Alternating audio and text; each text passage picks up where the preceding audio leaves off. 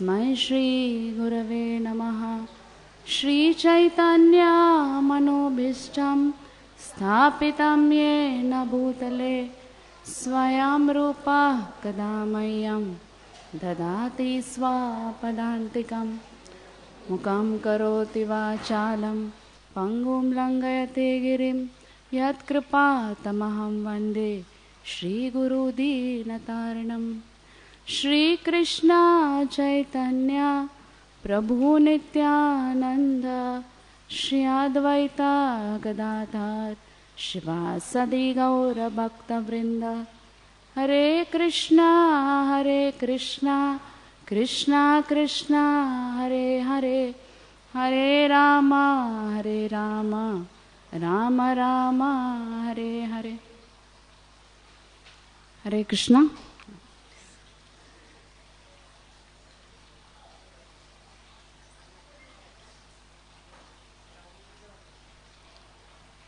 So I welcome all of you for this evening Chetna festival, that you all have taken out such precious time.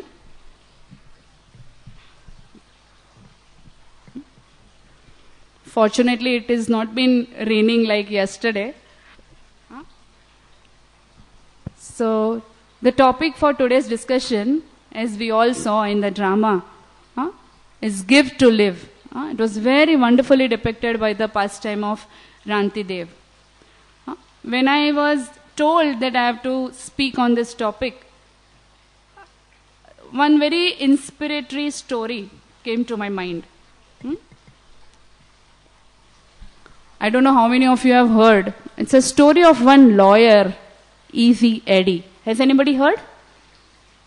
No, then I am sure you all would be very interested in hearing, right? Now, this is a story of a person called Easy Eddie, who was a very famous lawyer in America. But he was a lawyer for a greatest mafia whose name was Al Capone. Now, it so happened that Al Capone kept on committing various crimes, and he had kind of purchased this Easy Eddie by paying him huge amount of money. He not only gave him good money, but he gave him good mentions and anything one would desire in this material world, material luxury. Everything was provided to Easy Eddie. After some time, Easy Eddie, he was introspecting in his life that I have got everything. I provided to my family all the luxuries a man would be able to provide to his family. But somehow his heart was biting from within. He wasn't very happy. He was thinking that, imagine, suppose like as a child or as a daughter, if you know that you have to give an introduction to somebody, that what your father is doing.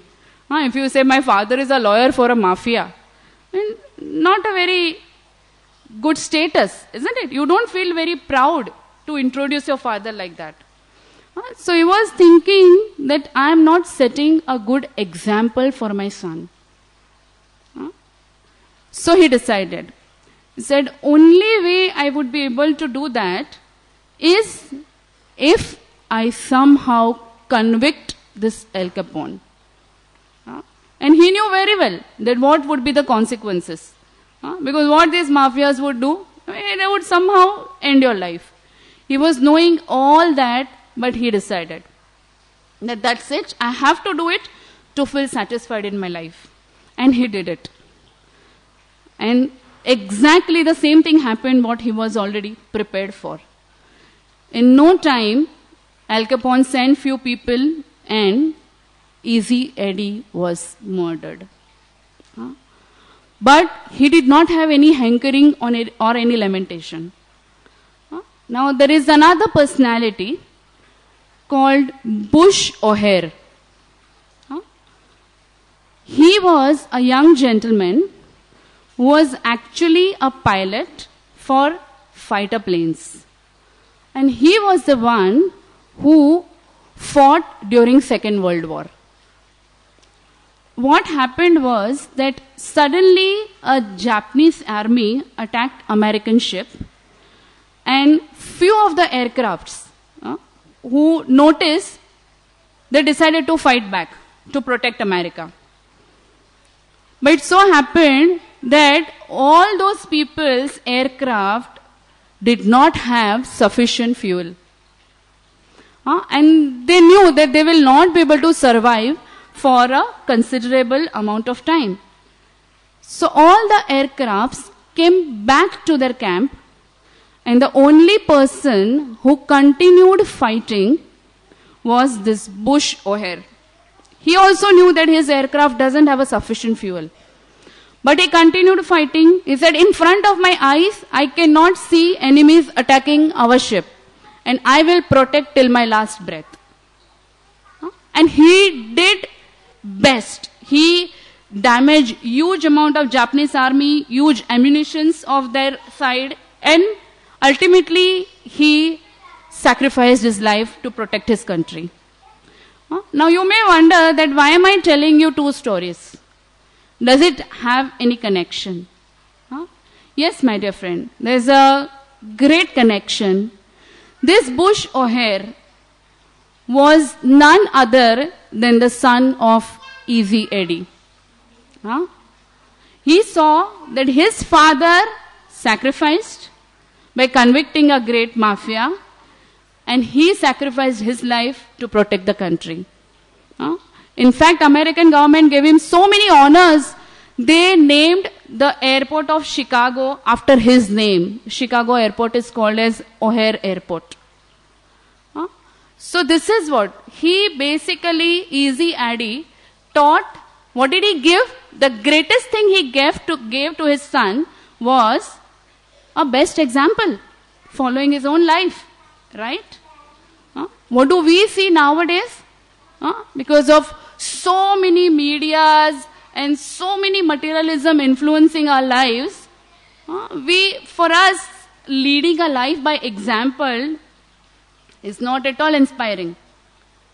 In fact, I was reading one article where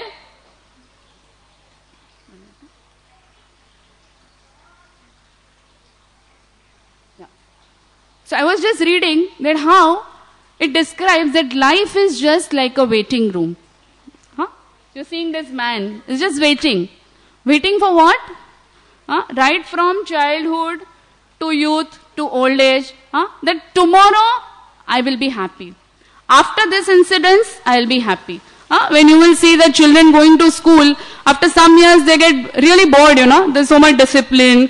There's so much, we have to be in a particular uniform. We can't do what we want. There's no freedom, no independence.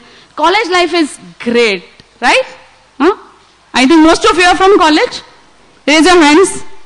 Whoever is going to the college and leading a free, independent life. You feel this, you can just chill out with friends. They dress up the way you want. We try to choose the college which has least compulsion in attendance. So because we think that this will give us happiness. After that you want great degrees, certificate, wanting a job in some multinational company, so many lakhs per annum package, wanting a best handsome looking husband. I remember like my grandmother used to tell when there was a time for our marriage, don't think that some Rajkumar is going to come on a white horse riding and giving you a garland. They give you everything what you want. Not possible. And suddenly in no time you realize that your hair starts graying. You got knee joint arthritis. Can't walk. Can't even walk from here to here. You suddenly develop the hearing loss. You just keep saying hello, hello, but can't hear. Why? Because your nerves, the old age is setting in. And that time you realize that my God, I'm 70-year-old and what did I achieve in my life? I just kept waiting and waiting and waiting. And I have not got any satisfaction or peace in my mind. In fact, I forgot to live. Right? There was a BBC survey which was taken out that which people of country are the happiest and contented people. And any guess? Anybody can guess that which country must be on the top? Any guess? America, England, London, anything you can speak. Huh? Japan. Okay. Any more guesses? India. Any more guesses? What? Yes. Who? Yes. That's where she's. The top country was Bangladesh, which is supposed to be quite a poor country.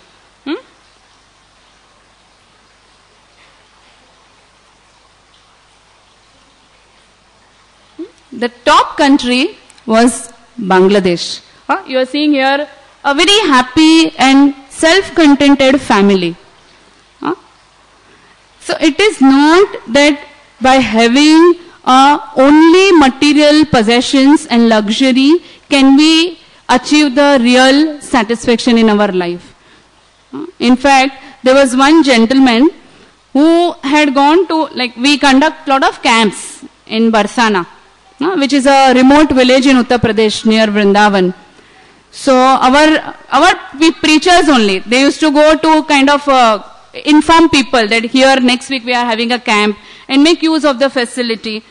So they were just wondering, they were asking one gentleman that what do you work? I said, Aram se, because they will just in the evening, all the villagers, neighbors, they would sit on that cart. You know the cart? Have you seen in villages? They have those wooden frame with the threads. So they would just sit and nicely have chit chat. So he said, you don't work? I said, no, we work. And one gentleman just passed a comment. He said, जिसको काम है उसको काम करना पड़ता है. That was quite a hitting statement. This devotee was surprised. He said, wow, what a statement, जिसको काम. What is the meaning of काम? काम is a Sanskrit word. काम means lust. Means those who want to enjoy their senses, they need to work hard. We don't have to work because we have very less necessities. Does that mean that we should not work? We should. But the principle he was trying to derive was that when we are working, whatever we are doing, we should know that in what direction we are working for and why we are working for. Suppose somebody wants to go to Calcutta. You go to VT station, you don't board any train, do you?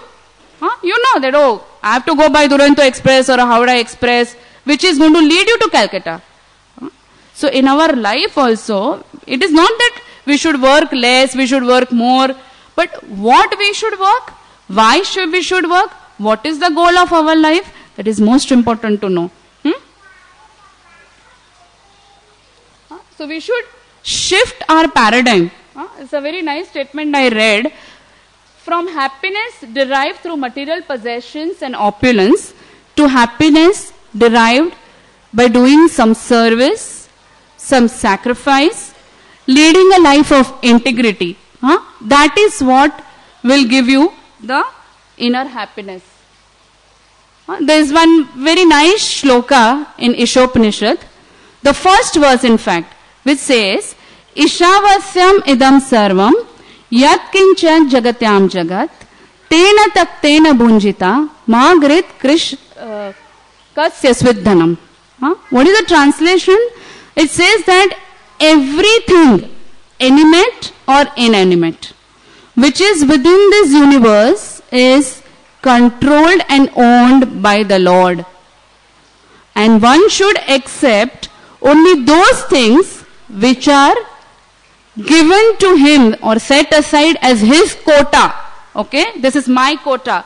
This is your quota. We should accept only those things which are given to us as our quota. And we should not impinge on to others, very well knowing that this belongs to them. Right? It is said that there is enough in this world for everyone's need, but there isn't enough for everyone's greed. If we just become greedy, becoming so self-centered and absorbed that only I want, like all of us are so obsessed, knowing that no, I want this. Even if we have mobiles, we feel that no, the new mobile has come, which has so many nice functions, I have to have it. No matter even if it costs 10,000 rupees, 15,000 rupees. No need. We should know that is it going to serve the purpose?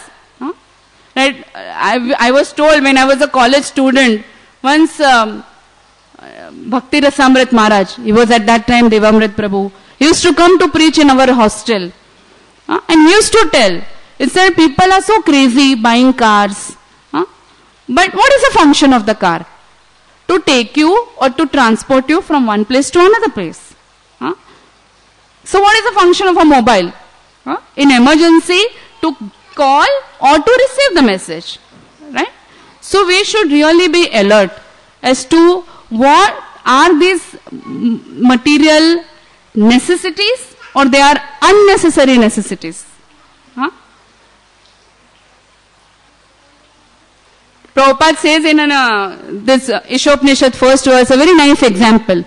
That, very basic example, that if suppose a sugar bag is kept on a road, after 5 minutes if you go, you will see few ants, which will come there, eat few grains, go away. Maybe some birds will come, eat few grains, fly away. But if some human being will come, what will he do? He will look. कोई देख तो नहीं रहा है ना? Pick up the whole bag and take it. 2 महीने का शक्कर हो गया. Now I don't have to buy. This is our mentality. Greedy. This is exactly called greedy mentality. And we have to definitely practice or tune ourselves to change our attitudes. It is said that I was hearing His Grace Sikshashtakam Prabhu's one lecture, and he was telling that suppose A to Z alphabetical letters, if you give number wise, there are 26 alphabets, and if you add attitude, if you add the numbers, it becomes 100%. So if we change our attitude, we have 100% guarantee to be successful in life and to be satisfied in life. All of us have learnt in our school days Darwin's theory. He used to teach survival of the fittest. But what is happening nowadays? Survival of the fastest. Anybody who runs faster will come ahead. There is a general norm that if you will see, the CEOs of these big companies, they work 16 hours, 17 hours a day. Right? The more you work, the more you go ahead. The faster you do, the faster you go ahead. In fact, there was one very nice story which I heard, that there were 2 friends who had gone to African safari. Just for nice, they were for an adventure trip. And what happened was, they were nicely video shooting with the adventure outside the van. Ideally, you are supposed to be within the van when you are going in a safari, because there are wildlife, wild animals who are running free. So one lion happened to chase these 2 friends. They started running. As fast as they could. Suddenly, after some time, one of the friend took out sport shoes. The other friend was wondering that what is he going to do, with the sport shoes. So, do you think that by wearing sport shoes, you will be able to run faster than lion? Do you want to know what this friend replied? He said, no. I know that I will not be able to run faster than lion, but I will be definitely able to run faster than you. And lion needs only one of us. If lion will eat one person, he will be satisfied and he will stop running. Imagine, people can go to any extent. And on the contrary, I'll just give, there's another true incident which just happened 2 weeks back. Our temple brahmacharis, they had gone to a retreat in a Govardhan eco village. You all know Govardhan eco village? Many notice board you all must have seen down. It's a farm at Wada, just 2 hours from Bombay. So they all had gone there for a retreat, and with the monsoon season, few of the brahmacharis thought of having a nice time, and they went for a swim in a lake over there. They were just having nice time with each other, and in some time, one brahmachari, he started struggling. He could not swim. He was drowning. The other, his fellow friend, his god brother, he saw him from far, who was quite an expert swimmer. And he saw that my friend is about to die. I mean, in no time, if he drowns, he's going to be dead. He ran, jumped in the lake, saved his friend out. And if you will see, the brahmachari who was drowning is completely hale and hearty. But the person who ran to save, do you want to know what happened to him? He was barefoot. He did not think that he should go and wear his shoes because the time was less. He ran and the passage till the lake was completely filled with huge thorns and sharp stones. He has 7 stitches on his feet. Even now he comes to Bhaktivedanta Hospital for dressing. But he felt completely so happy by saving his friend's life. He did not bother that the thorns will hit me. It was painful. His foot was bleeding. 7 stitches means quite a deep cut, right? But he felt so much inner satisfaction that imagine within no time, if he would have thought of himself, then his friend would have gone. He would have lost his life. So when we sacrifice, we definitely get tremendous amount of peace and happiness. It is said that in giving we receive. What do we receive? We receive unlimited blessings which will give us complete, will make us feel our life worth living. Right?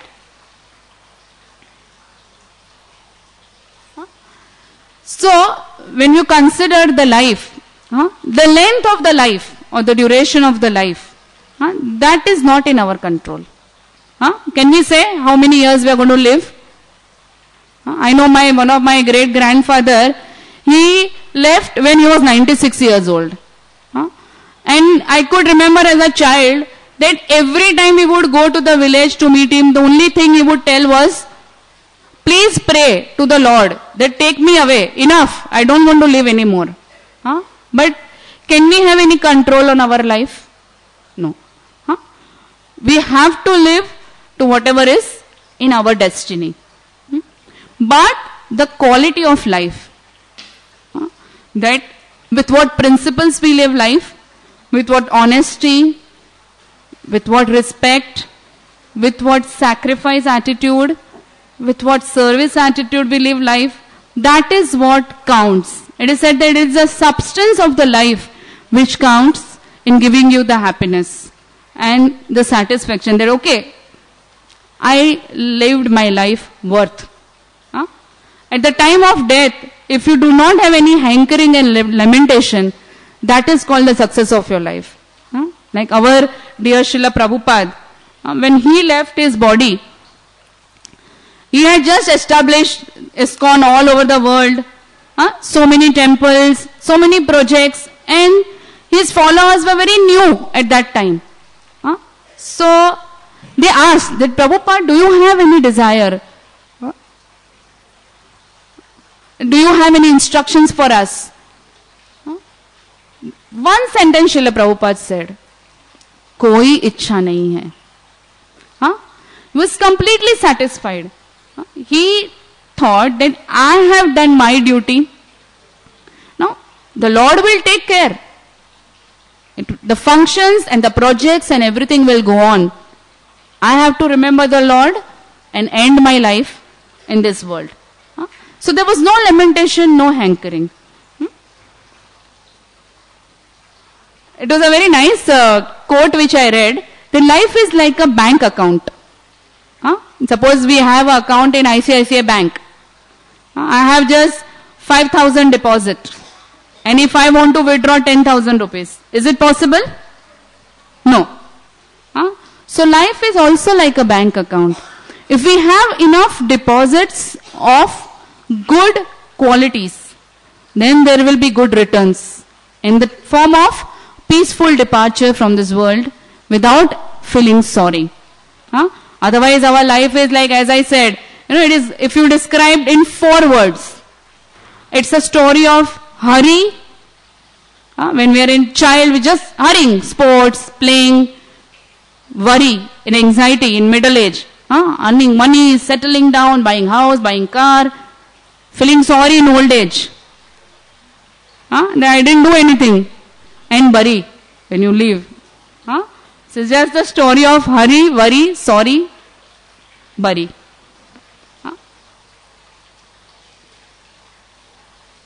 So there was a very beautiful shloka in Srimad Bhagavatam, which is a very eye-opening session. That how every day passes, we are becoming more and more closer to death, right? Each day passes, we are becoming old. Can we buy the time back? I remember my college days. If I want to be a college girl, can I be? No. The time has gone, is gone. It's not going to come back again. Only if I take another birth, and then again study from ABCD and go to the college life, I will get the college life, right? So this shloka is a very beautiful shloka. It says, Naiva vidan kshiyamanam jalam gada jalechara yathayur anvaham shayyam nara mudha kutumbinaha. It says that a fish which is swimming in increasingly shallow water. Means what is happening is, this part of the Bhagavatam is basically where the autumn season is starting and the rainy season is getting over. So the heat is increasing, but the fish is not realizing that I should go more in a deep water to be safe and secured. It is still swimming in a shallow water. And what is happening? They are dying because of the heat. So what is happening?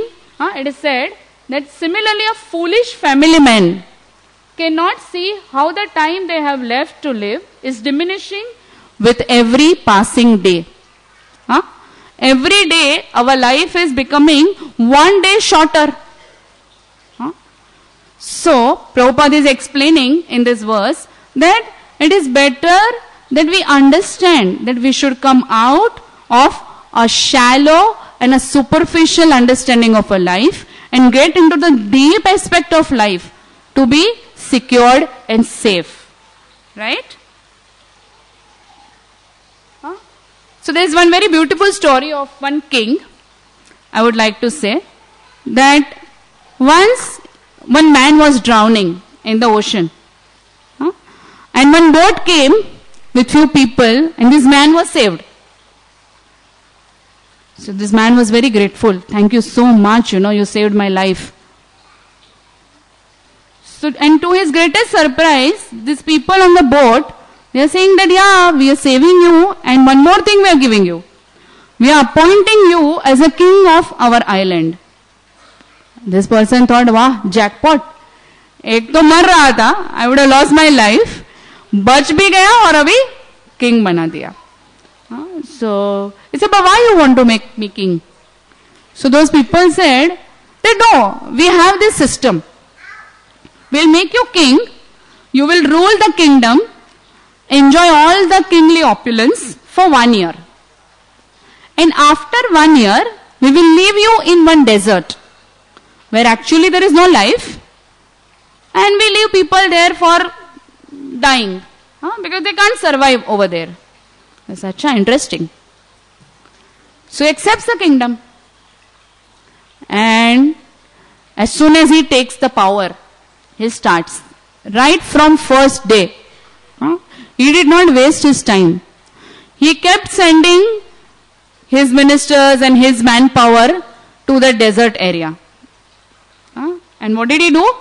He built completely a beautiful mansions, gardens, lakes, everything, so that after 1 year, he can continue his life there. So this is called real intelligence. If our human birth, we have been given by the Lord, whatever resources we have been given, we should use it with intelligence. Yeah? If we use it with a proper intelligence, we will make our life happy in this life as well as the next life. Right? Huh?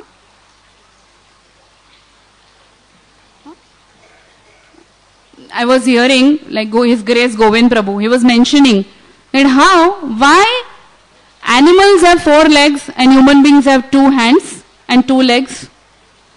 He said animals, they whatever they want, they grab.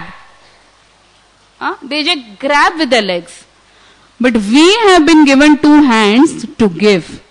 Again and again, that if we give, only then we will get that peace and happiness. Because suppose, if somebody has to just enjoy alone, you are given one big palace and you are just by yourself. Will you enjoy that? You want to share it with your friends, with the family members. So only in sharing and giving one derives the true happiness. See here, we see that how the 2 hands are given for giving.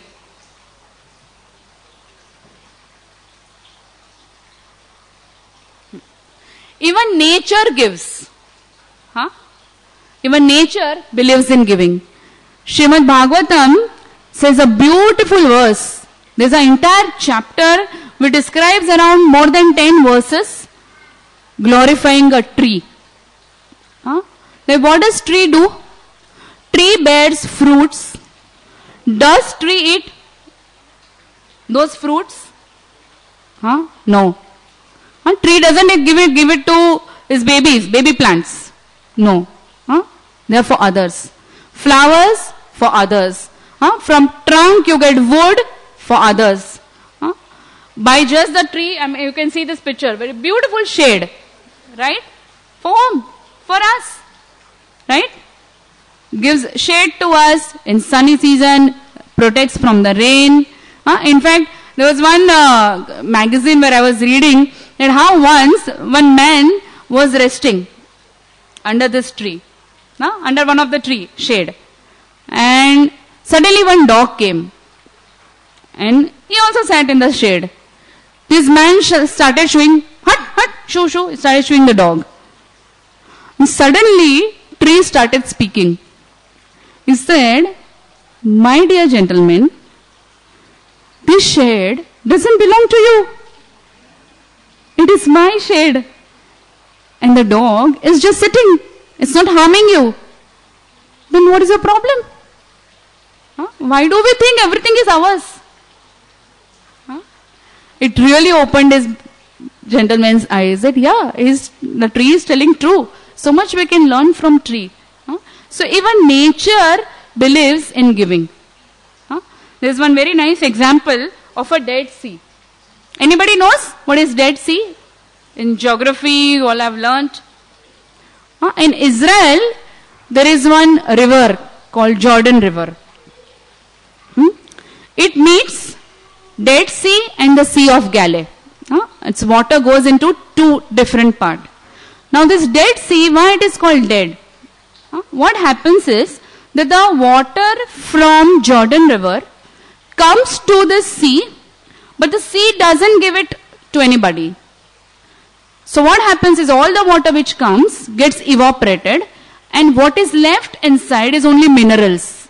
It contains around 30 to 40% of salt. So it cannot have any life.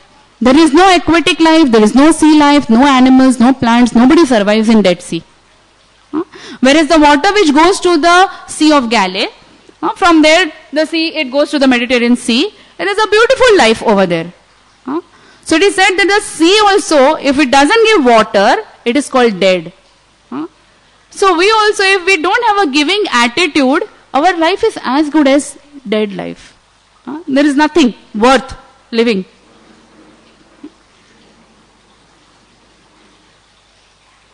So let's see what we can give.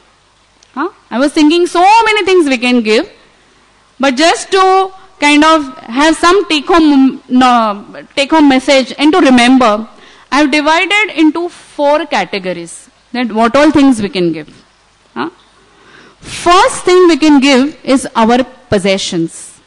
Now, so many things we possess. It could be money, clothes, giving shelter. These are the gross possessions.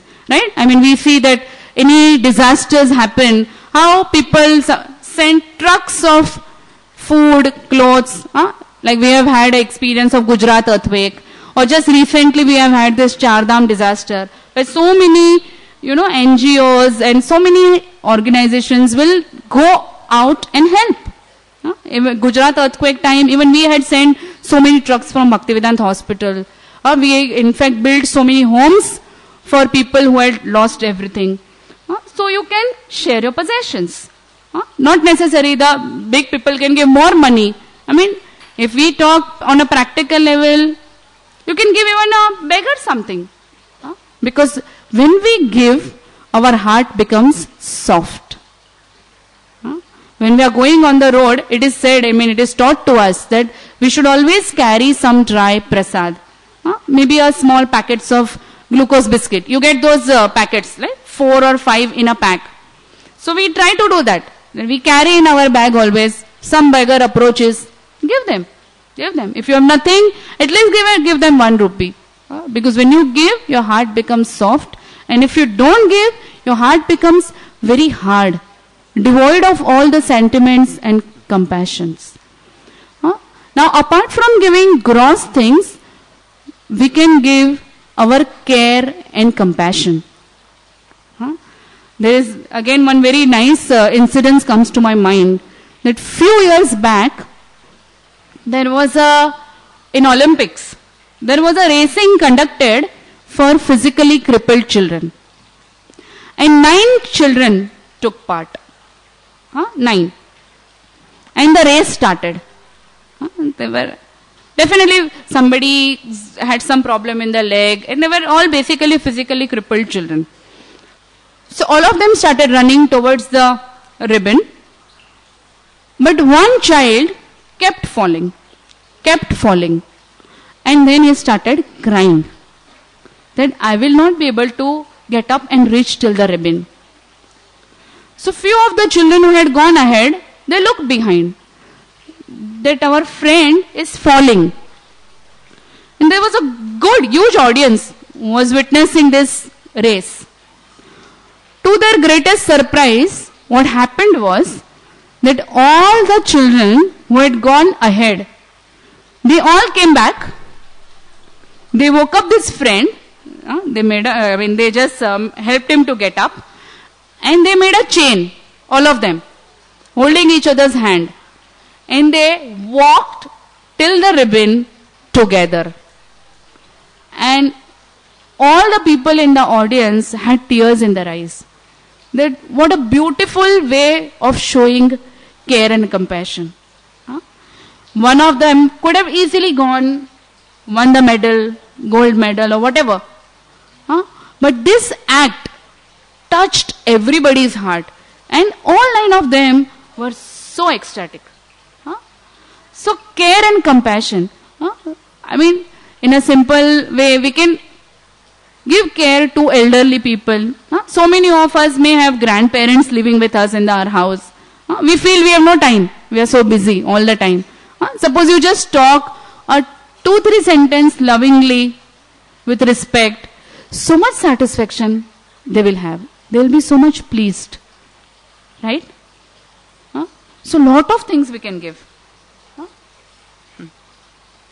We saw a beautiful drama of Rantidev. How he gave. He was about to actually, the last water which he drank, he could have died because he was fasting for 48 days. It's very beautifully described in Srimad Bhagavatam. But all the demigods were taking test of Rantidev, that to what extent he can be charitable. We have such one more beautiful story of Maharaj Shibi. He was also known for his charity. Once what happens is that one hawk is chasing a pigeon. Now hawks are known to eat pigeon. So both of them approach King Shibi's kingdom together. Pigeon is asking for shelter and protection, and hawk is also asking that what will I eat? If I don't eat, I will die. So Shibi Maharaj thought himself so responsible that it is his duty to protect both pigeon as well as hawk. So what he did was, He weighed the pigeon, and whatever was pigeon's weight, he took out his own flesh and gave to the hawk. Huh? We cannot go to that extent. Huh? We don't have to imitate these great personalities. Huh? But why we describe these great personalities and the stories? To inspire us to follow their footsteps and live in principle. Huh? Live in principle. That if we see that somebody needs our help, we should reach out to them. We should reach out to them. See here, you can help. So many things you can give. We can give kindness. We can have the attitude of gratefulness. So much we have been given by God. Suppose sun God is giving us sunlight for free. Does he send us the bill? So much electricity bill for my light. We are breathing air continuously. Do we have to pay any bill? No, it's given free. These are the resources which are provided by God free. We should be very grateful, right? Listening, empathic listening, that is what we can do. Sometimes so many people want to share their heart. Should give that time. Listen. Even just simply by listening, we can reduce the opposite person's sorrow by 50%. So many acts, I have just made it in a collage form. Give, always be smiling. Doesn't cost money. But that gives a lot of happiness to others. Imagine all the time if you are with a frowning face and an angry face, how will you? It's not going to make people happy. Right? Give donation. Be nice to people. Give kindness. Be thankful. Always be thankful. So these are basically the possessions we can give. Second thing we can give is our time, which is most precious. Right? It is said, as we said, that one moment lost cannot be purchased by millions of dollars. So time, very important. Once one child was asking his father that, Daddy, how much do you earn in 1 hour? The father just gave one tight slap to that child. The child started crying, went back. But the father started thinking that, why did he ask me that how much do I earn? Maybe something is there in his mind. So the father approached the child. He said, Beta, why you wanted to know? He said, no, I just want to know. Please tell me, how much do you earn? The father replied, I earn $1,000 per hour. Huge money, right? Nowadays dollar is 60 rupees. Huge money. So the child said, please give me $800. He said, why? He said, no, please give. I will tell you. So the father gave $800. The child quickly ran to his room and he had a piggy bank. In that he had saved some money. So he took out $200 from that. He put in a sealed envelope, 800 and 200, $1,000. He went back to his father. He said, here Papa, $1,000. Please give me 1 hour. We don't have time for our own children, our own family members. What will we give to others? So it's very important. Like people may be able to give donations. We can give our time. It's very important. Sometimes on some special days, suppose it's a birthday, we can go to some orphanage, distribute some sweets.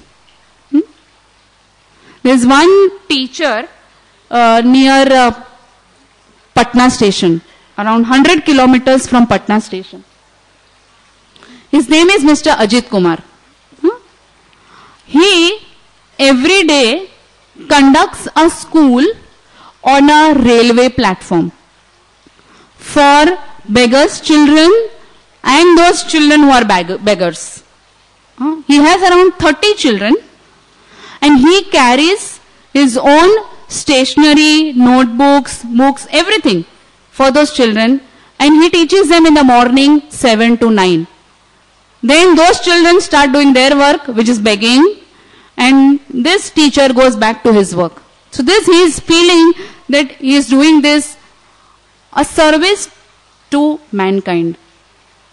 Because he feels that if some education he gives, tomorrow this child can have a future. So it is not that we have to do big, big things. For every big thing actually begins with small thing. There is one more doctor whom I know in Bhayandar. His name is Dr. Uday Vora. Once he got a patient who was basically a senior citizen, and he was left by his children. The children were not ready to take care of this old parent.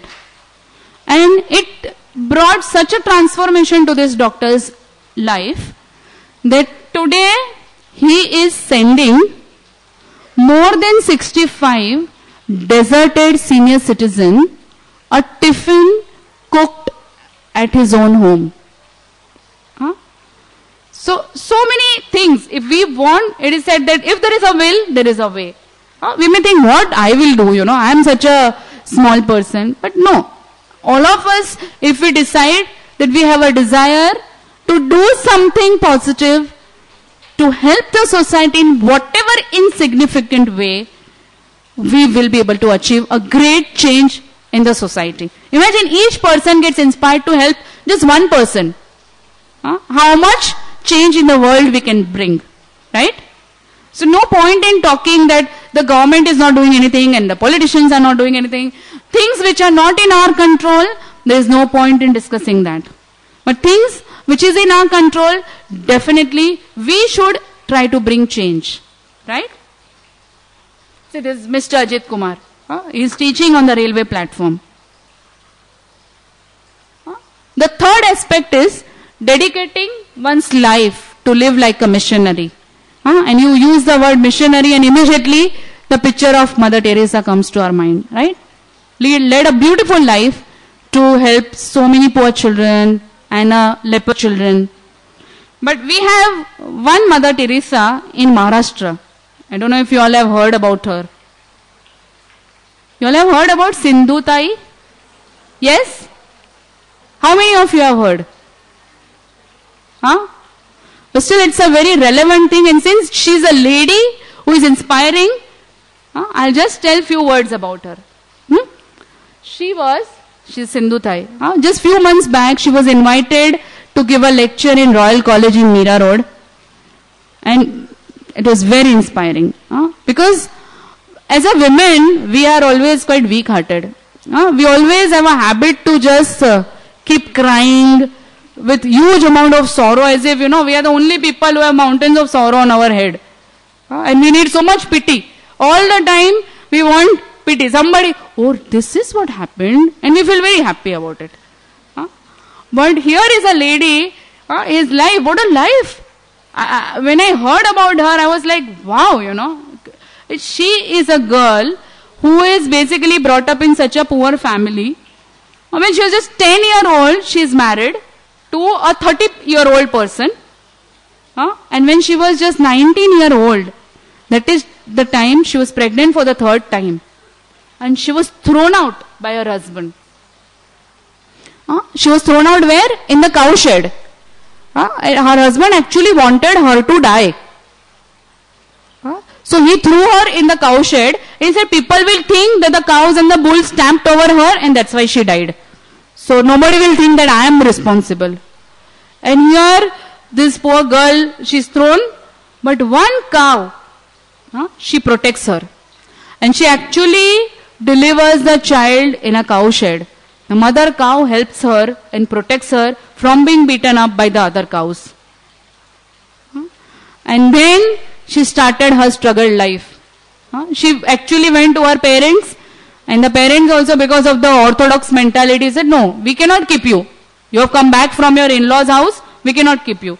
You take care of yourself. This girl started begging. Begging, and then she thought, because she was young, so easily she could have been exploited. She would sleep on the road, on the footpath, on the railway station. So she took shelter in Smashan. Because nobody would like to go there. We all get scared, na? Nobody goes there unless they have to go for some duty. So she started living in Smashan, and all those people who would come there to burn their bodies, they get those rice and something to offer to the dead bodies. And they would throw here and there. And this lady will collect. I mean, if you read, you feel, is it possible that somebody can live such a kind of life? But she lived. And finally she got so tired actually that one day she decided that I should end my life. Should commit suicide.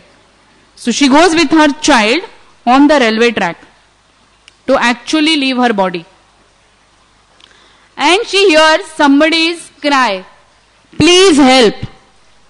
Some small beggar child, beggar person was crying on the platform.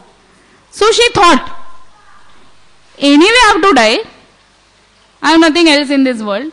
So let me help this one person and then die. So she went, she begged from here and there something, gave this person who was in need some food to eat, and that gave her complete transformation in her heart. She said that there are a lot of people who need help. I am not the only one who is suffering. And she derived such tremendous amount of happiness and satisfaction that she started doing that. And today, she is basically in Pune. She has traveled 14 countries. She wears like this, Nawari sari. And she begs her in a pallu. That today also I am a beggar. Whatever you want, you give for my children. She has more than 1100 children. She is adopted and she is taking care of them. And now she is so old that her husband, she's been given at least more than 200 awards by government for doing such a wonderful service. And when she's been now given so many awards and she's so famous, her husband comes back. He is 80-year-old and he has nobody to take care of himself. His children have dejected him. And he says, you remember, I am your husband. Imagine now which girl is going to forgive. You will feel, you get out. I don't want. Right? Don't you know? I mean, we have a habit of speaking the entire past. Any smallest thing, any smallest provoking situation happens, we'll go to the entire story. That you did this to me, you did that to me. But here, this lady actually forgave him.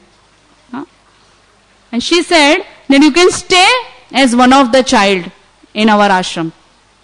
And she is actually taking care of her husband right now. So, as a lady, so much inspiration we can have from her. That we can also lead a life to influence others in a positive way.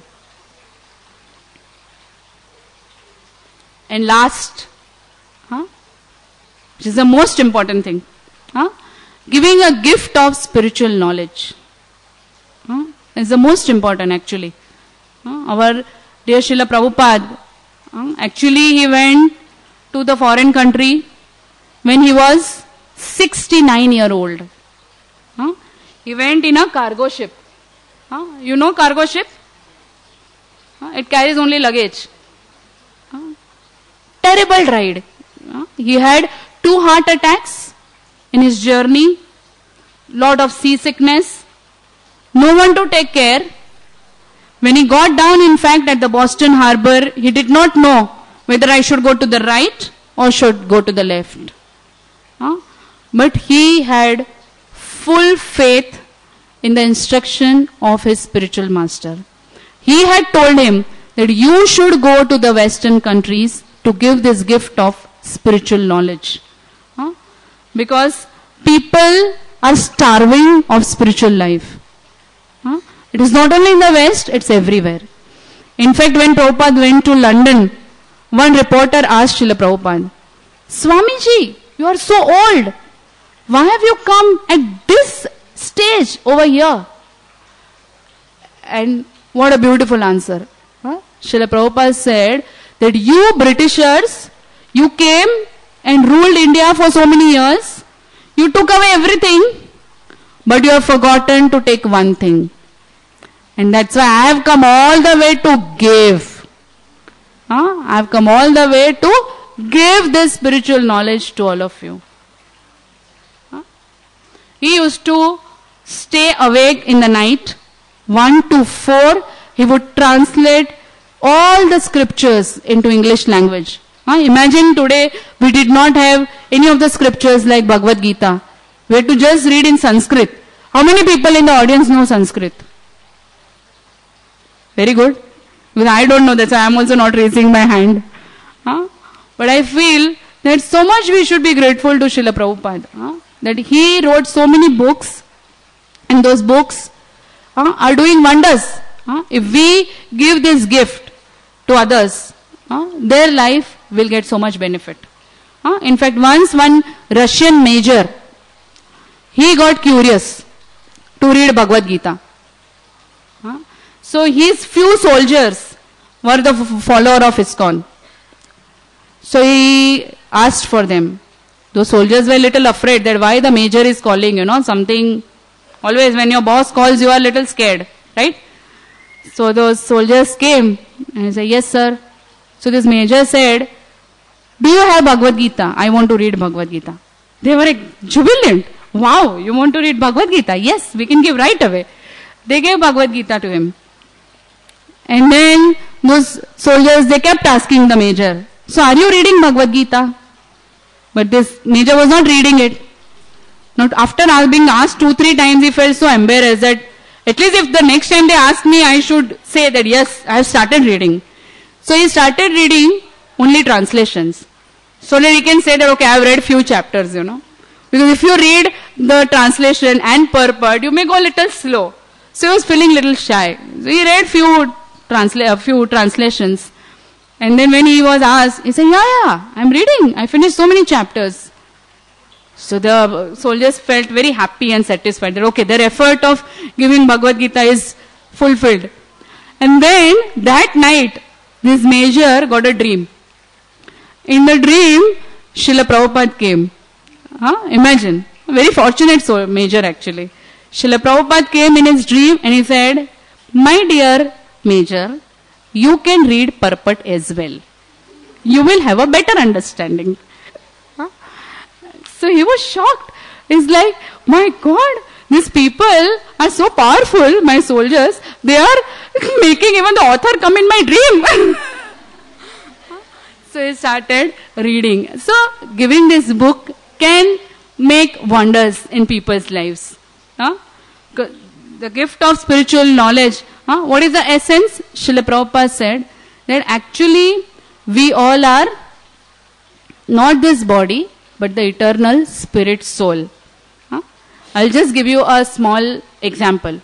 Because I'm a doctor. Suppose one patient comes with a headache. What do a layman will tell him? Take one Combiflam, one Crocin. Your headache will go away. Then the moment the effect of the medicine will reduce, he will have headache again. So then he will come to a special doctor. And the doctor will thoroughly investigate that what is the root cause of this headache. Is it some brain problem? Is it some eye problem? Is it some sinus problem? What is the problem? So he will investigate, he will make a complete diagnosis and then he will treat. Okay? So giving painkiller is like a symptomatic relief. But still we have to give. If person comes with a headache, we can't say, oh, you have a headache. So, okay, let me give you do CT scan, you do this thing, that thing. But what do I do right now? I mean, give me some symptomatic relief also. Right? So both are needed. So similarly, all the first 3 points what we discussed is basically a symptomatic relief and a helping a person on a bodily level, which is necessary. We cannot deny that. But the root cause that why we are suffering, why everybody is suffering in this world, because of lack of spiritual knowledge. Bhagavad Gita says very clearly, that if you utilize this human birth in a way that is prescribed as a manual in Bhagavad Gita, you can be freed from the cycle of birth and death. That means you no more take birth again, and if you don't take any birth again, there is no more misery. And you can actually achieve the complete perfection. And what is the complete perfection? Loving our Lord, Supreme Personality of Godhead. So Srila Prabhupada is teaching us that the best way in this Kali Yuga to love God is by chanting the holy names of the Lord. It is said that Harir Nam, Harir Nam, Harir Nam, Eva Kevalam, Kalo Nasti Eva, Nasti Eva, Nasti Eva, Gatiranyata. So only by chanting the names of the Lord, we will be able to give the food or the nourishment for the soul.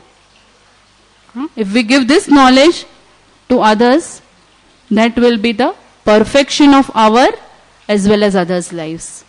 Thank you very much. Hare Krishna. If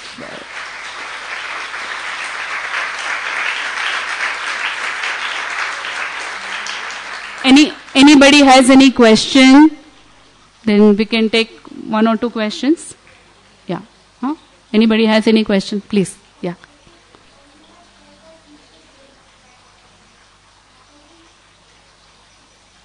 Hare Krishna Mataji, you had said that we should give a beggar even if it's a rupee. But I heard someone telling that what they use that rupee for, what action, that also will have repercussions on a karma. So could you please explain like what needs to be done? Yes, you are right. Very nice question. Suppose if we give that 1 rupee and he goes and buys cigarettes and he smokes, right? It's the wrong activity, right? But it is said that a compassionate person takes all the risks. Like Srila Prabhupada, when he went to give the spiritual knowledge to the Western people, people used to eat meat, they used to smoke. In fact, there is one great devotee of Srila Prabhupada, his name is Shyam Sundar Prabhu. He was the first person who was actually carving the deities of Lord Jagannath. And that time he was still so addicted to smoking. So he had one small cigar next, like between him and Lord Jagannath. So Srila Prabhupada very compassionately and lovingly told, Shyam Sundar, why keep this one small cigar between you and Krishna? And that's it. It was very easy for Shyam Sundar Prabhu to give up that smoking. So the essence is that if that person smokes or does anything, in the beginning, a giver should be ready to take the karma. Because by giving, our heart will become soft. Whatever he will do with that rupee is between him and Krishna. He will learn his lesson with experience in life. But if we don't give at that moment, definitely we become hard-hearted. We keep judging everybody that, so-and-so person is not worth being given, so I will not give. Of course, we should use our intelligence and discrimination, but as far as possible, we should try to give. Yeah? So, thank you very much. Hare Krishna.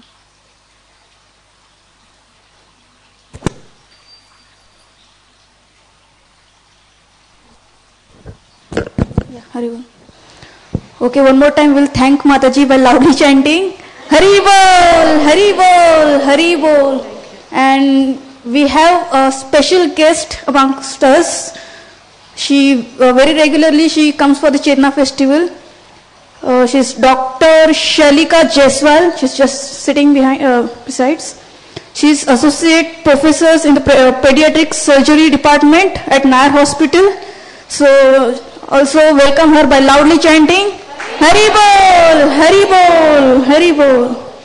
So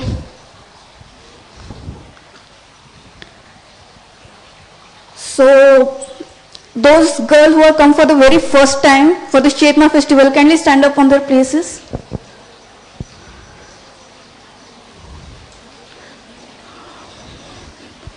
my God, so many girls. All right, so we would like to welcome to you all for this monthly Chetna festival, right? So we'll pray to Shri Radha Gopinath so that this day will be the beginning of your Krishna conscious life, and keep on coming for this festival and inspire us with your presence. We'll welcome all these girls by loudly chanting Hari Bol, Hari Bol, Hari Bol. Kindly be seated. If you have any questions, you can meet Mataji personally after the Kirtan, right? And we have wonderful collection of books downstairs at Matchless Gift Shop, so you can have a look at them. Right? The next Chetna festival will be on 10th of August 2013, and the topic is disasters, man-made or God-made. Very important topic. Just now, 1 month back, we have gone through, our people in North India, they have gone through big disaster. So you'll get many answers from this class, and the speaker is Dr. Komal Dalal. So all are invited, right? Okay. Please collect your passes. The Matajis will be standing. While leaving, you can collect the passes from Matajis, right? And we have upcoming festival, that is Janmashtami in next month. That is on 27 August, appearance day of Lord Krishna. Just now Mataji said in her lecture that he gives he gives, he just gives. We breathe. He gives air, food, everything he gives, right? So to be grateful to him, you can come to temple on Janmashtami, right? You can attend Kirtan, you can attend Bhagavatam, you can do garland seva, you can donate also, right? We have donation counters also, so you can come on that day, 27, and bless yourself by taking darshan of Shri Radha Gopinath. Right, so you all are invited on 27 August. So we'll be having Kirtan right now. All right. And after that, Prasadam. Thank you very much.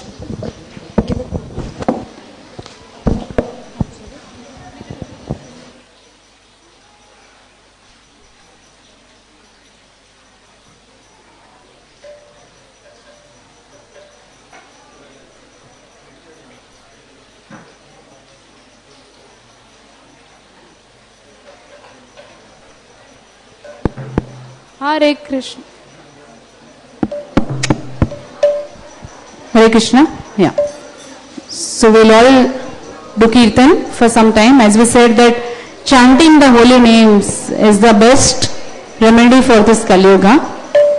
So please participate in this Kirtan with full sincerity and enthusiasm.